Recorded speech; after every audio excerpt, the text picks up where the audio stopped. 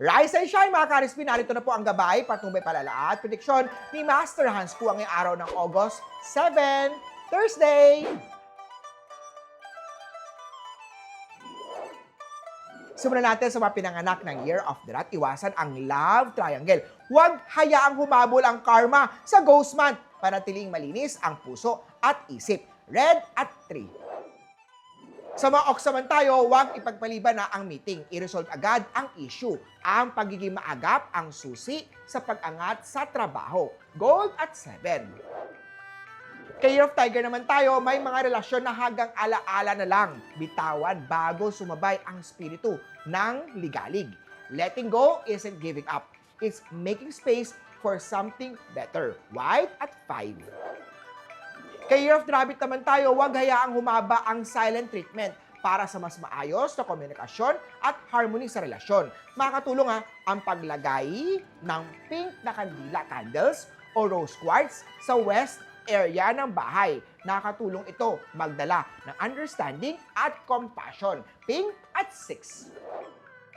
Kay Dragon naman tayo, positive araw para humingi ng feedback. Simula ng iyong paglago at pag-angat ng araw to. Kung handa kang makinig. Listening, importante yan. Silver at 1. Kay Snake naman tayo, tapusin ang long pending na project habang mataas ang energy mo. Gamitin ang lakas na ito para tapusin ang mga natitirang mga gawain. Violet at 9. Kay Horse naman tayo, feng shui tips ko para maayos na komunikasyon at magandang samahan, makatulong ang paglagay ng fresh na green na halaman plants, ilagay yan sa north area ng bahay. Nakakatulong kasi yan para ma-harmonize at positive ang energy. Green at 2. Kay Goat naman tayo, maging alerto sa detalye ng dokumento o kontrata. Mahalaga ang bawat linya para sa iyong proteksyon. Tan at 4. Kay Monkey naman tayo, may ka-team kang kinakailangan ng tulong mo. Ang pagtutulungan ay nagdadala ng tagumpay. Huwag ipagdamot ang kaalaman nito.